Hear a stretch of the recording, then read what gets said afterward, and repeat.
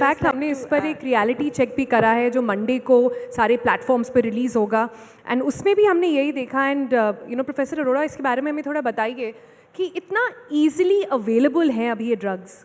मतलब एक तरफ WHO कह रहा है कि आपको इसे डेमोक्रेटाइज करना है, कि जिन लोगों तक इनसे पहुंचना चाहिए उन तक ही पहुंच सकें, तो इसके दाम सस्ते करें, इसके पेटेंट हटाएं, इसके जेनेरिक्स निकालें कि ज़्यादा लोग इस पर एक्सेस कर सकें। दूसरी तरफ हम देख रहे हैं कि ये इतनी ईजिली अवेलेबल है कि कोई भी अब बिना डॉक्टर का प्रिस्क्रिप्शन, बिना एंडोक्रिनोलॉजिस्ट छोड़िए, सीधे अपने डॉक्टर को, अपने केमिस्ट को फ़ोन करके बोल रहा है कि भैया, और घर पे डिलीवरी हो रही है। It's like ordering food.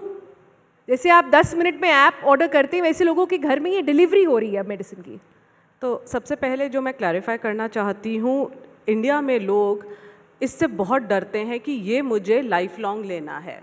जैसे ही आपकी डायबिटीज़ डिटेक्ट होती है, एंडोक्रिनोलॉजिस्ट कहता है आपको इंसुलिन लगानी है। डॉक्टर साहब, मैं अवॉइड कर सकता हूँ इंसुलिन, मैं करेले का जूस पी लूँगा, मैं ये कर लूँगा। तो जो एक्चुअली राइट कैंडिडेट्स हैं, who are diabetic, obese, they are the right candidate कि वो ये दवाई शुरू करें। वो तो लेना नहीं चाह रहे हैं, बट और जो लोग लेना चाह रहे हैं कि मेरी 2 महीने में शादी है, मुझे 4 किलो कम करना है, तो ये शॉर्टकट है। ये शॉर्टकट नहीं है। अगर जो भी ये स्टार्ट करता है इंजेक्शंस, उनको ये याद रखना है उन्हें साथ साथ अपना फिज़िकल एक्टिविटी करना है। ये इफ़ेक्टिव तभी रहेगा जब आप फिज़िकल एक्टिविटी कर रहे हैं, एक्सरसाइज कर रहे हैं, डाइट मेंटेन कर रहे हैं, एक लाइफस्टाइल फॉलो कर रहे हैं। Mental stress is another indicator जो आप जिसको बिंज ईटिंग कहते हैं। जब मेंटल स्ट्रेस होता है तो बिंज ईटिंग करते हैं लोग, जो भी ओबेसिटी का कारण है। सोते कम हैं, स्लीप डेप्रिवेशन की वजह से। तो एक कॉम्प्रिहेंसिव पैकेज है, ये एक सिंगल ट्रीटमेंट नहीं है, इसको देखना है एक कंटिन्यूअस ट्रीटमेंट। जी, ये पैकेज क्यों इम्पॉर्टेंट है, आई थिंक उसको समझाने के लिए डॉक्टर सेठ हमें जाना पड़ेगा कि ये ड्रग्स एक्चुअली करती क्या है हमारी बॉडी में। तो क्या ये सही होगा कहना कि एक तरह से बहुत सिंप्लीफाइड वर्जन में, अगर आप ये ड्रग ले रहे हैं तो आपके ब्रेन में एक सिग्नल जा रहा है कि आपको भूख ही नहीं लगेगी, आप खाना ही नहीं खाएंगे। क्या बहुत सिंपलिस्टिकली ये एक तरीका है समझाने का कि ये ड्रग्स क्या कह रही हैं? डेफिनेटली ये बहुत सिंपल तरीका है समझाने का कि ये आपकी भूख को मारती हैं। आप जल्दी अपने आप को फुल समझते हो, आपका सैटिस्फैक्शन सेंटर रिड्यूस हो जाता है और आपकी वैसे ही कार्ब्स वगैरह की भूख ख़त्म हो जाती है, तो आप अपने आप को फुल फील करते हो। और सारी भूख नहीं खत्म होती है, सिर्फ अनहेल्दी हैबिट्स खत्म होती है। अनहेल्दी हैबिट्स जो आप छोटी छोटी चीज़ों को उठा के खाना शुरू कर देते हो। लकीली यहाँ पे कुछ है नहीं जो मैं मुंह में डाल सकूं, वरना अक्सर यही होता है कि बात करते करते 2 काजू खा लिए। सो यस, ये ज़रूर करती हैं। इम्पॉर्टेंट बात इस पे पता, द होल फिलॉसफी में जो एक सोनल हैव टू एम्फसाइज कि एक तरफ तो हम लोगों को इतना डरा देते हैं कि वो बगैर सुपरविजन की तरह न लें, विच इज़ करेक्ट, बट इस तरह से जिनको ज़रूरत होती है, जिनको लेना चाहिए, वो डरते हैं ये सोच के कि इतना हमने सुन लिया कि ड्रग ख़राब है, मेडिकल सुपरविजन में लेने चाहिए, वाकई लेने चाहिए कि नहीं, वरना हमें कुछ हो जाएगा, चाहे डॉक्टर प्रिस्क्राइब कर रहा हो। दूसरी बात ये है कि कॉस्मेटिक पर्पसेस के लिए हिंदुस्तान में लोग लाखों पैसे खर्च कर देंगे, बट जहाँ तक अपने हेल्थ की बात, रियल मुद्दे की बात आती है, तो कहते हैं दवाई तो बड़ी महंगी है, डॉक्टर साहब ने ऐसे ही प्रिस्क्राइब कर दी, कहते हैं कि फ़ायदा होगा। 4 दवाइयाँ तो पहले खा रहा हूँ, वो तो सस्ती 5-5 रुपए की दवाइयाँ हैं, अब कहते हैं कि 10,000 रुपये के पर मंथ आप खर्च करो दवाइयों पे। So there is a whole dissociation. बदल नहीं रहा है डॉक्टर साहब, अब लोग नहीं आ रहे हैं कि देखिए सारे सेलिब्रिटीज पतले हो गए, अब तो सेरेना विलियम्स भी ले रही हैं, ये पूछते हुए लोग नहीं आते आपके पास? नहीं, वो नहीं आते। इनफैक्ट जिनको हम प्रिस्क्राइब करते हैं मेडिकल वजह से, और मैं ये भी समझा देता हूँ इसी एक ब्रेथ में, this is the most revolutionary medicine जो कि बीमारियों के लिए आई है। अगर मैं कहूँ कि पिछले 50 सालों में कौन सी दवा ओवरवेट लोगों के लिए, जिनके लिए पहले कोई मेडिसिन सक्सेसफुल नहीं हुई थी, बीमारियां होते जा रही थी, लोग चल नहीं पाते हैं आर्थराइटिस की वजह से, जिसकी वजह से मोटापा हो जाता है और मोटापा की वजह से चल नहीं पाते हैं, उनमें भी देखा गया कि इस दवाई से उनका वॉकिंग डिस्टेंस बेटर हो गया है।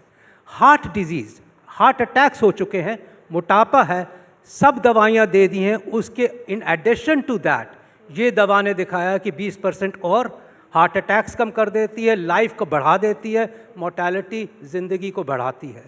डायबिटीज़ में तो इसका इतना प्रूवन है, बट किडनी डिसऑर्डर्स में, लिवर डिसऑर्डर्स में, फैटी लिवर में, जिसकी वजह से आज वर्ल्ड वाइड सबसे ज़्यादा कैंसर और सबसे ज़्यादा लिवर रिप्लेसमेंट हो रहे हैं, वो फैटी लिवर की वजह से।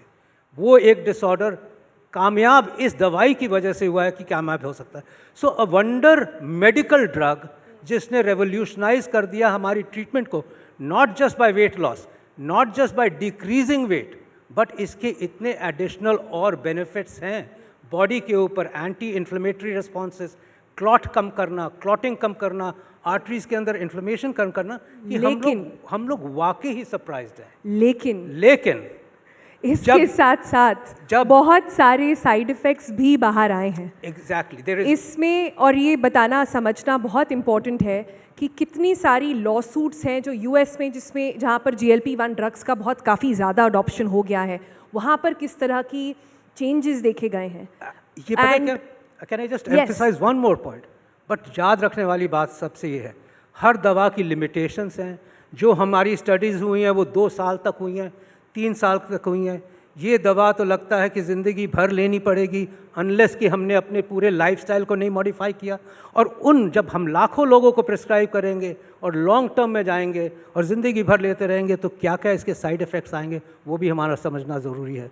सो इसीलिए फ़ायदे में हमें हिप्नोसिस या हाइप में नहीं जाना है, हमें तो इसको बैलेंस आउट करना है कि जिसको बहुत ज़रूरी है उसको मिलनी चाहिए, और जिसको सिर्फ अपने कॉस्मेटिक रीजंस के लिए ज़रूरी है उनके लिए तो ये बेकार ही है। तो क्या ये कहना ठीक होगा, और ये मैं आप तीनों से ही सवाल पूछना चाहती हूँ, कि करीब 10-20 सालों में जब इन मेडिसिन्स की काफ़ी सारे जेनेरिक्स आ जाएंगे, अडॉप्शन काफ़ी ज़्यादा होगा, क्या दुनिया में मोटे लोग होंगे ही नहीं फिर? क्या ये कहना सही है? नहीं, ये कहना सही नहीं होगा, क्योंकि हर कोई इसको अडॉप्ट नहीं करेगा, हर कोई इसके लिए राइट कैंडिडेट नहीं है। जैसे हमने कहा था कि कौन नहीं है राइट कैंडिडेट, ये बताइए हमें।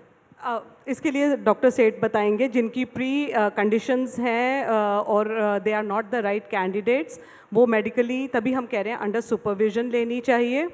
और एक बात जो हमने की थी कि इससे सेटाइटी आती है, खाने की क्रेविंग नहीं होती, बट ऑल्सो GIP ड्रग्स जो है वो आपका मेटाबॉलिज्म भी फास्ट कर रही है, तो उसका भी इम्पैक्ट है। और कॉम्बिनेशन में ड्रग्स भी होती हैं, तो वो किसको किस कंडीशन के लिए देनी है वो डॉक्टर बताएंगे। अगर आप डायबिटीज़ मैनेजमेंट के लिए ले रहे हैं तो अलग ड्रग है, अगर आप डायबिटीज़ और ओबेसिटी के लिए ले रहे हैं तो जो उसके लिए अप्रूव्ड ड्रग्स हैं वो अलग हैं।